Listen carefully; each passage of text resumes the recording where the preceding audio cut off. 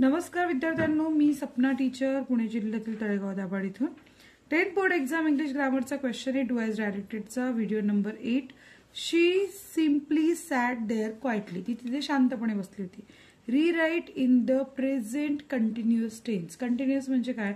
अपूर्ण वर्तमान काळामध्ये तुम्हाला हे वाक्य कन्वर्ट करायचंय. तर आता सगळ्यात पहिलं आपण काय करायचं, याचं स्ट्रक्चर काय ते बघूया. अपूर्ण वर्तमान काळाचं subject plus am is are plus verb ing plus object. हे स्ट्रक्चर लक्षात ठेवा. याप्रमाणे आपण वाक्य टाकायचे. शी, तिथे काय करणार आहे? शी आल्यामुळे इथे काय इज वापरायचे. She is simply as it is आपण इथे वापरायचं. शी इज सिम्पली सॅट आहे ना, सॅट काय सीटचं भूतकाळ आहे, मग कसं लिहिणार तुम्ही? She is simply sitting there quietly. So अशा प्रकारे हे वाक्य तयार होणारे 12 काळांचा नीट अभ्यास करा. याच्यावर हमखास क्वेश्चन येतो.